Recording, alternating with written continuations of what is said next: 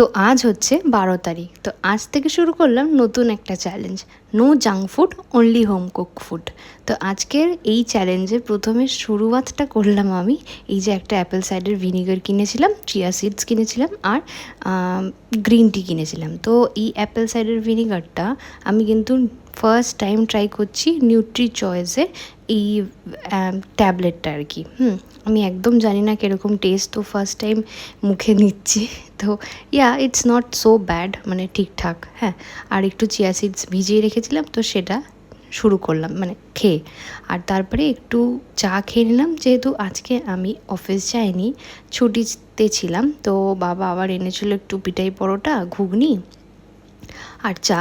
পিঠাই পরোটাটা এত দেখে কিন্তু মোটেই এত খাইনি, মানে জাস্ট দুগাল খেয়ে আমার পেট ভরে গেছে। কারণ কি ওই অ্যাপেল সাইডার ভিনিগারটা, চিয়া সিডসটা খেয়ে আমার পেট পুরো ফুল হয়ে গেছিলো, মানে একটুও জায়গা ছিল না আর। তো তাহলে চলো দেখাচ্ছি কি রান্না করেছে আজকে করেছে ইয়েলো ফ্রাইড রাইস আর মাটন লিভার কারি, তার সাথে কিছু স্যালাড। দেখো কি সুন্দর না প্লেটিংটা, এটা আমি করেছি। আর বিকেলবেলা খেয়ে নিয়েছিলাম লাল চা আর একটা বিস্কিট। আর রাতে আজকে ভাবছিলাম যে সব ভেজিটেবলস দিয়ে আর কালো ছোলা দিয়ে একটা ভাজা ভাজা টাইপ অল্প অয়েল দিয়ে করব। তো এর মধ্যে গাজর, বিনস, ক্যাপসিকাম, আলু আর কালো ছোলা আর একটু ভাজা মশলা দিয়ে এটা ভালো করে একটু ভাজা ভাজা করে নিলাম, এটা খেয়েছিলাম।